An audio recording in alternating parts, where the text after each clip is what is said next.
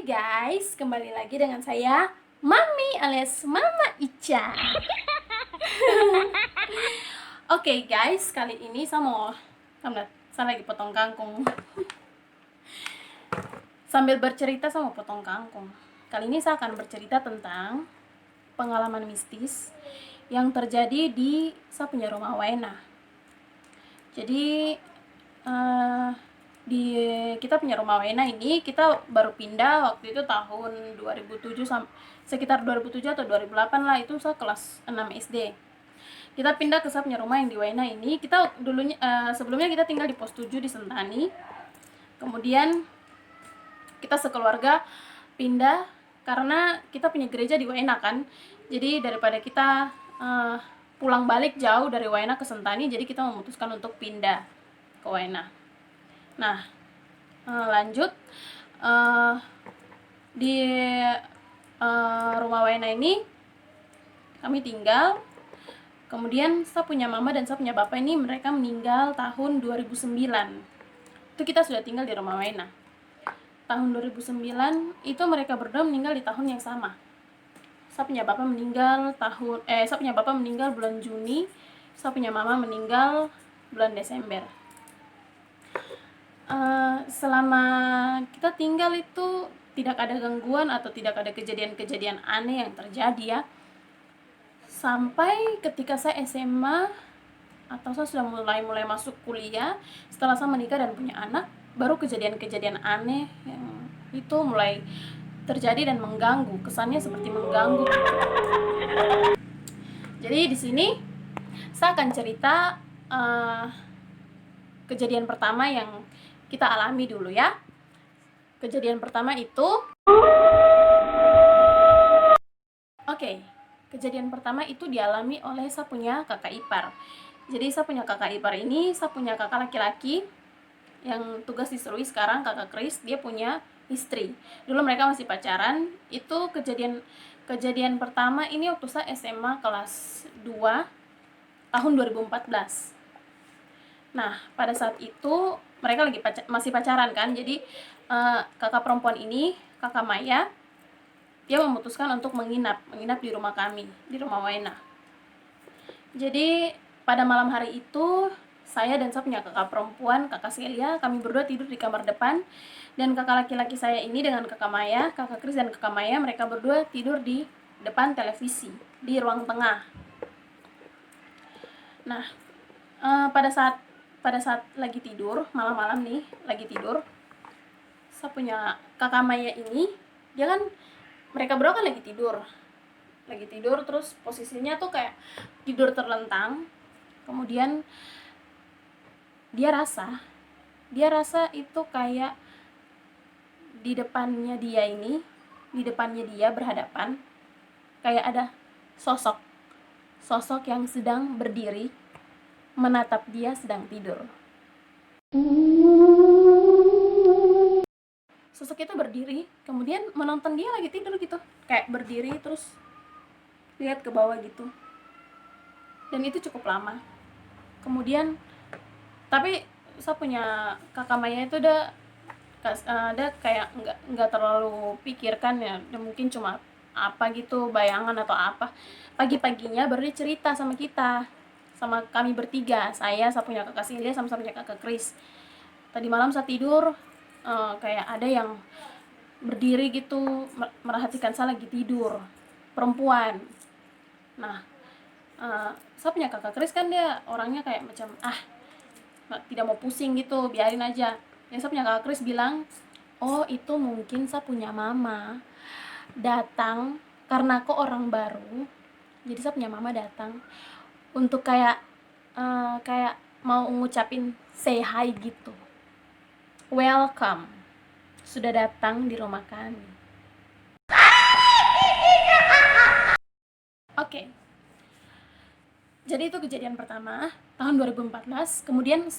Kemudian sekarang kejadian kedua ini dialami oleh suami saya. Yang dia alami ini kita baru menikah ya. Kita baru menikah tahun 2017 dan kita sudah punya anak.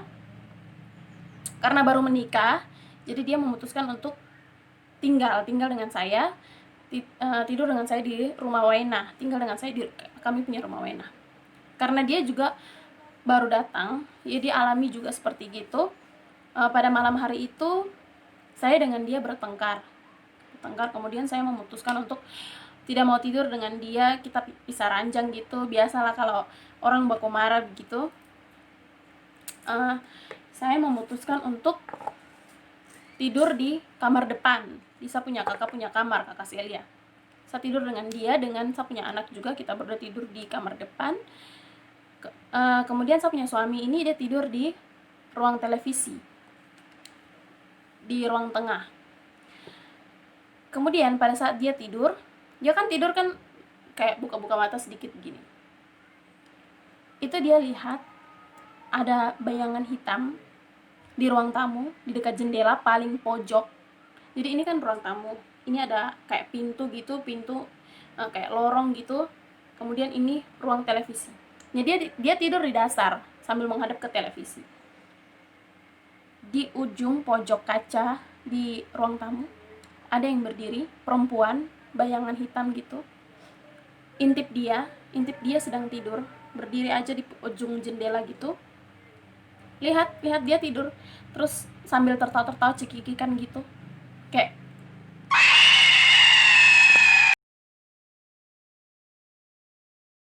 terus suami saya pikir, oh itu mungkin dia biasa bilang saya tuh Mama Ica, oh mungkin itu Mama Ica mau ngajak baikan, atau itu mungkin Mama Ica yang lagi berdiri situ, nggak tahu bikin apa. Ya dia lanjutkan aja tidurnya.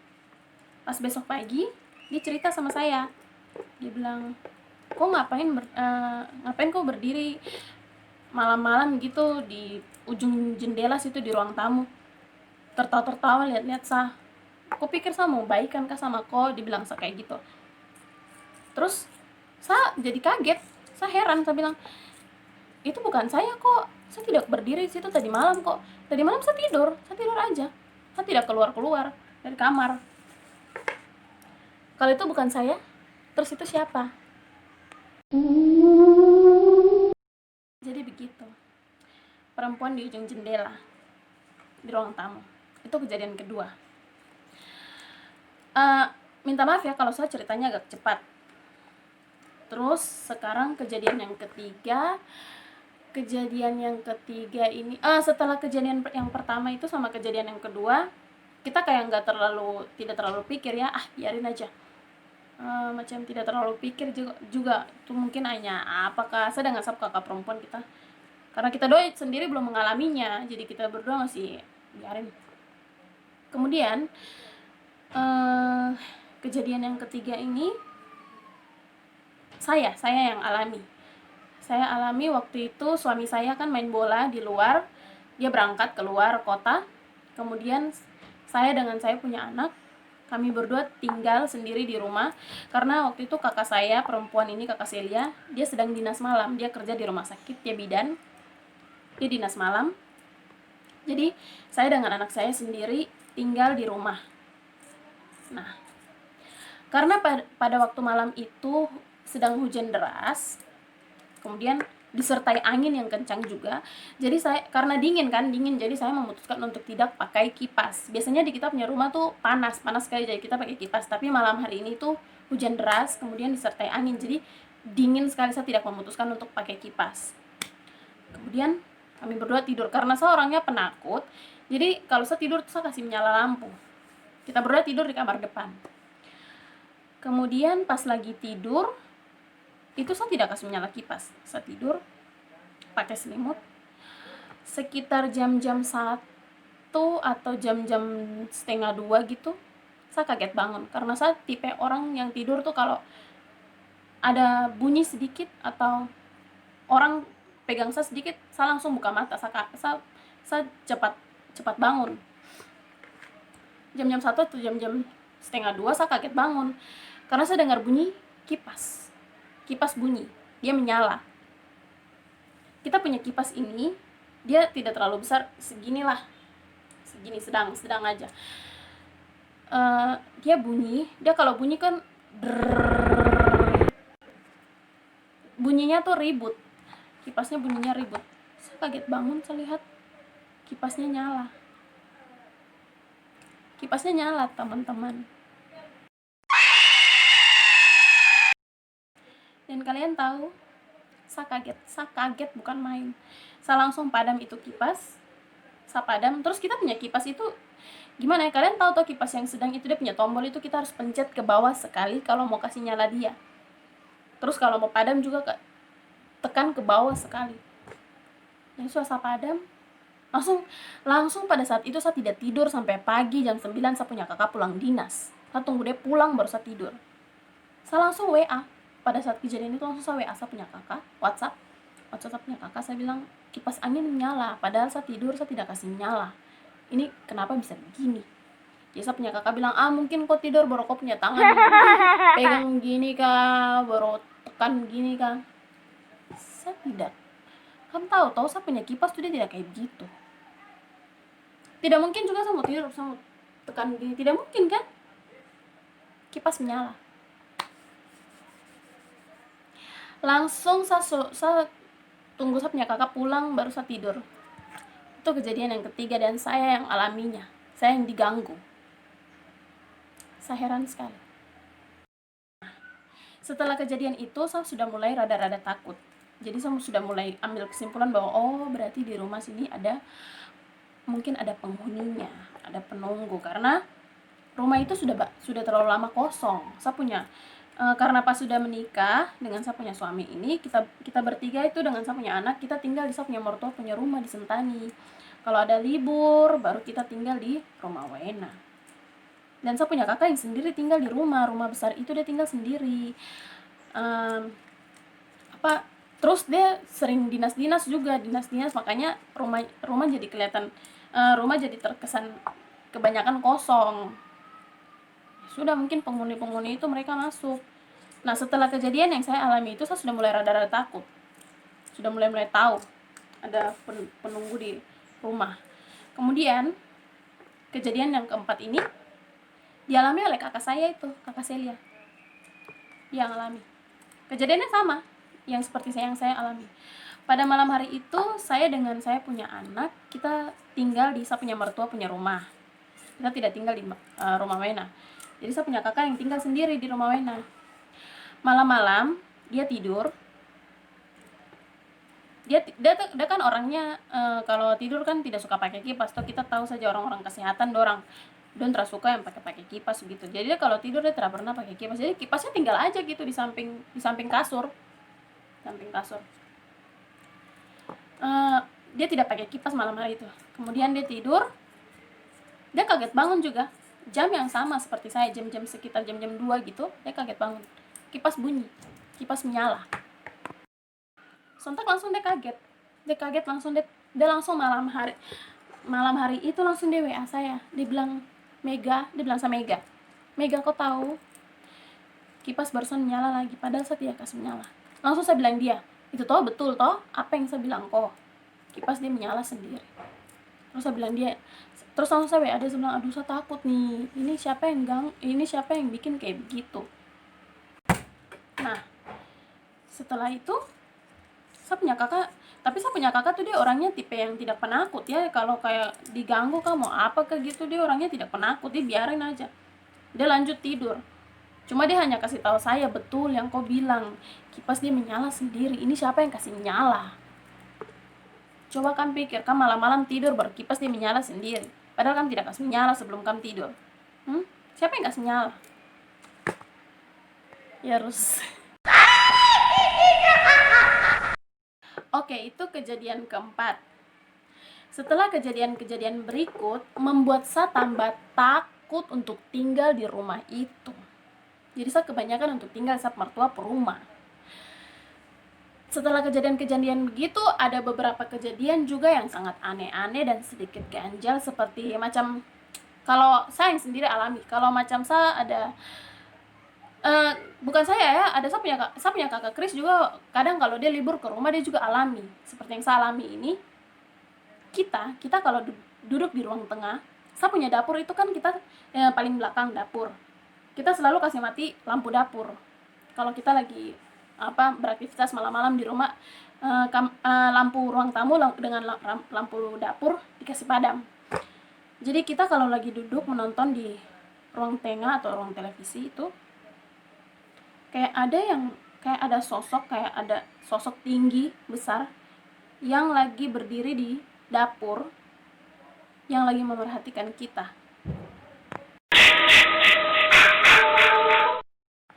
Itu saya rasa setiap hari setiap saya nonton di ruang tengah. Tapi saya pikirnya positif aja, mungkin saya punya pikiran atau perasaan atau halusinasi saja. Tapi saya tuh orangnya cepat rasa, kayak peka begitu dengan hal-hal begituan.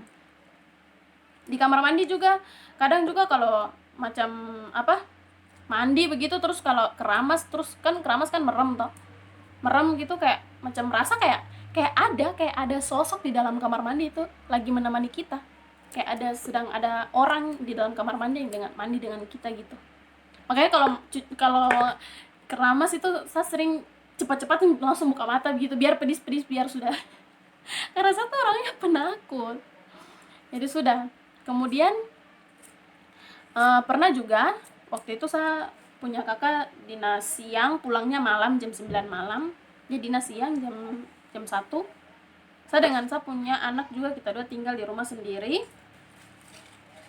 Malam-malam gitu kayak saya kan lagi nonton, terus pintu yang ruang tamu punya pintu depan, pintu masuk rumah, kayak ada yang pegang gagang pintu tuh, dia kayak jik jik jik kayak gitu. Saya kira saya punya kakak pulang, karena saya punya kakak itu dia kalau pulang tuh dia kayak gitu, dia kayak jutak, dia kayak Mega, dia kayak ketok pintu, Mega buka pintu atau tidak, malam kadang juga dia begitu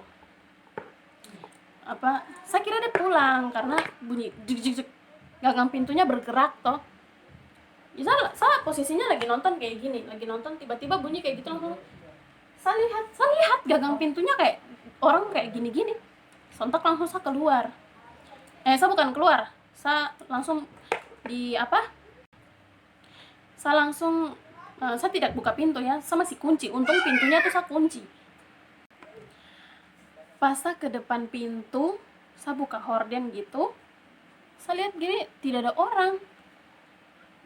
Kalau gitu tadi siapa dong yang bikin pintu rumah kayak gini, yang kayak gini tuh, itu siapa? Terus juga bisa punya kamar di belakang, kamar belakang tuh kan ada 2 baku sebelah gitu.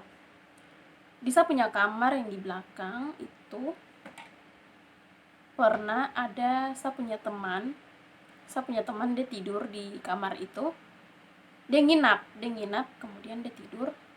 Itu kan saya punya kamar itu kan tidak ada horden, jadi hanya khas saja, kaca aja tutup begitu, tidak ada horden. Karena waktu itu saya punya horden kotor, jadi saya sudah buang, tidak mau pasangnya karena sudah terlalu kotor, sudah lama sekali kita pakai.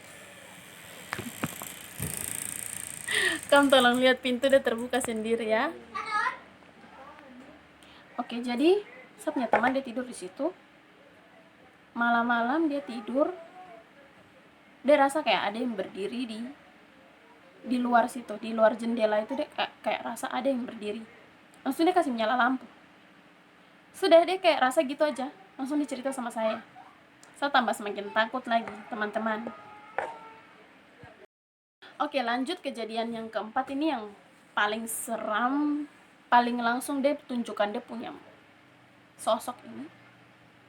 Kejadian keempat ini waktu itu mati lampu di rumah Wainan, mati lampu. Jadi saya punya suami ini, dia main-main HP di kamar belakang. Dia main-main HP sambil baring di kasur, tapi dia buka pintu kamarnya, dia buka sedikit. Jadi dia main-main HP sambil menghadap ke pintu kamar di bawah, dia tidur di bawah. Dia main-main HP kayak gini. Itu saya punya anak, kita dua main di kamar depan. Tapi kita dua memang tidak ada suara. Saya lagi main-main HP juga, terus saya punya anak lagi main-main boneka kalau nggak salah. Jadi kita udah diam, tidak ribut. Jadi pas saya punya suami lagi main-main HP gitu, tiba-tiba ada perempuan, dia menyerupai saya, dia lewat. Dia lewat ke depan pintu kamar itu. Dia lewat terus dia menuju ke kamar mandi, ke kita punya kamar mandi. Jadi otomatis langsung saya punya suami ini dia kaget. Siapa yang baru lewat? Baru pada saat itu saya pakai baju putih, dan perempuan ini dia juga pakai baju putih, dia ikuti saya punya gaya. Baru waktu itu saya punya rambut kan baru selesai rebonding, terus saya kuncir kuda kayak gini toh. Dia ikutin saya punya gaya semua. Celana juga dia ikutin, badan juga. Cuma satu yang membedakan, dia bongkok kayak gini. Dia lewat, dia jalan. Oh tolong. Jadi gitu, dia lewat langsung saya punya suami ini kaget. Saya punya suami langsung dia kejar, saya punya suami langsung keluar. Karena sosok ini dia masuk dalam kamar mandi, jadi saya punya suami dia keluar, terus dia buka pintu kamar mandi. Kamar mandi gelap kan, mati lampu. Kamar mandi gelap, tidak ada siapa-siapa. Dia kira saya yang masuk ke kamar mandi. Begini dia panggil saya, Mama Ica. Saya dengar dia panggil saya, Mama Ica. Terus saya bilang, ya sudah, dia masuk di kamar depan. Dia lihat saya dengan saya punya anak itu. Dia bilang, kok yang barusan masuk di kamar mandi kah? Saya bilang, tidak, dia masuk di kamar mandi, saya di sini aja dengan Ica di kamar depan. Dia kaget sekali, dia kaget bukan main. Dia bilang, demi Tuhan, saya lihat perempuan kayak kok. Dia lewat depan pintu kamar, dia menuju kamar mandi. Cuma satu, dia bongkok. Saya tambah takut lagi, sungguh mati. Saya bilang, ini siapa? Kenapa sampai bisa begitu? Itu saya merinding, teman-teman. Setelah kejadian keempat itu, kita masih takut-takut nih. Kemudian itu kejadiannya tuh pas saya sudah mau dekat-dekat wisuda. Jadi sudah pas saya punya mama tua datang, saya punya bapak, punya kakak laki-laki, punya istri, saya bapak tua punya istri. Dia datang, dia kan orangnya kuat-kuat berdoa, suka-suka berdoa begitu, terus dapat penglihatan. Kemudian dia datang, langsung saya bilang lah, saya cerita dengan semua kejadian yang terjadi di rumah ini. Pokoknya mereka tuh terkesan mengganggu. Saya maunya tuh gitu, kalau memang kamu ada, kamu jangan ganggu kita gitu. Karena kalau kamu ganggu, setahu saya tuh siapa nakut. Jadi begitu, sudah saya cerita sama saya punya mama tua untuk mengusir mereka supaya jangan ganggu kita lagi. Jadi gitu. Nah, saya punya mama tua datanglah ke rumah. Karena dia tinggal, dia punya anak, punya kos yang tidak jauh dari kita punya rumah juga, hanya beda 10 meter. Nah, saya punya mama tua datang, dia berdoa itu rumah, dari depan ke belakang semua, dari teras semua, ke belakang, ke kamar mandi, kamar-kamar semua dia berdoa. Nah, habis itu dia pulang. Besok paginya, dia datang terus dia cerita sama saya dengan saya punya kakak. Iya, kemarin mama tua berdoa, terus mama tua dapat penglihatan. Jadi di kampungnya rumah ini ada 3 sosok. Satu di teras, satu di itu yang lorong yang memisahkan ruang tamu dengan ruang tengah. Dia berdiri di situ. Kemudian satunya lagi di dapur. Saya kaget bukan main, dan saya takut sekali, teman-teman, saya takut sekali. Terus sama tua bilang, mereka bertiga ini suka menyerupai atau berubah menjadi kamu punya mama atau bapak. Oh, saya belum cerita kejadian satunya lagi. Habar cerita ini dulu. Mereka bertiga ini suka berubah menyerupai kamu punya bapak dengan mama, supaya kamu kira itu kamu punya mama dengan bapak yang jaga kamu. Padahal tidak, bukan mereka, itu setan. Nah, tapi mama tua bilang, tapi mama tua sudah berdoa usir mereka. Mereka sudah tidak ada lagi. Mereka sudah pergi. Nah, sebelum itu tuh ada kejadian satu lagi. Itu saya punya kakak, karena kejadian-kejadian banyak yang kita sudah alami, jadi saya bilang sama saya punya kakak perempuan ini, kakak saya bilang, kok tolong bawa datang kok punya teman yang dia suka lihat-lihat ini, bilang aja namanya S. Kakak S ini kok suruh dia datang. Dia kan kapla lihat-lihat toh, macam kayak indigo gitu. Sudah, bawa dia main-main ke rumah, siapa tahu nanti dia lihat. Nah, sudah, saya punya kakak bawa dia main-main ke rumah. Mereka mau dinas siang. Jadi mereka main-main ke rumah, mau makan dulu. Sudah, kakak S ini datang ke rumah. Nah, saya punya kakak Celia ini dia ganti baju di kamar. Dia ganti baju. Sudah, mereka setelah makan, ganti baju, terus mereka jalan ke rumah sakit. Sampainya di rumah sakit, baru saya punya kakak S ini cerita ke saya punya kakak Celia. Dia bilang, tadi di kau punya rumah itu, saya lihat kau punya bapak. Saya lihat kau punya bapak. Dia lagi duduk depan televisi, lagi nonton. Jadi kita punya televisi itu kan karena pakai wifi, jadi kita kasih menyala aja gitu supaya ada rame-rame, ada keributan gitu. Jadi kita biasa kasih nyala televisi aja gitu, mau ada yang nonton kah tidak kah, kasih nyala aja. Jadi saya lihat kok punya bapak, dibilang gitu. Saya lihat kok punya bapak pakai pakaian ini pendeta, pakai pakaian yang waktu meninggal itu. Dia lagi nonton, lagi duduk di kursi, terus lagi nonton. Terus dia bicara sama saya. Dia bilang, kamu kemana? Kan bayangan setan ini, dia berani bicara dan saya kakak teman ini. Kamu mau kemana? Langsung saya punya kakak ini, saya punya kakak teman kakak S ini, dia balik jawab lagi. Dia bilang, kita mau ke rumah sakit om. Saya punya bapak ini.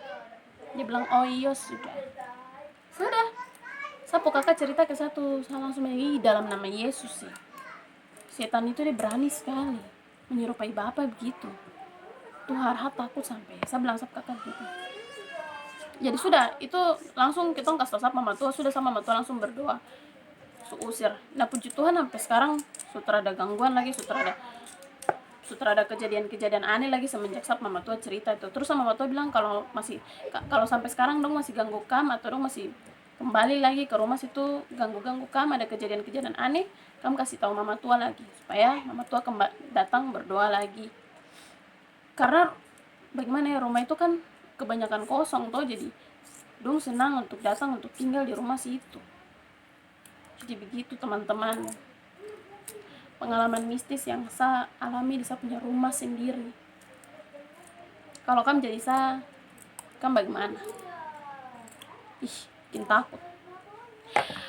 Oke, jadi begitu, saya puji Tuhan sampai sekarang sudah ada gangguan. Tapi sekarang tuh saya punya kakak, dia sudah pindah rumah sakit. Sebelumnya di rumah sakit Dian Harapan.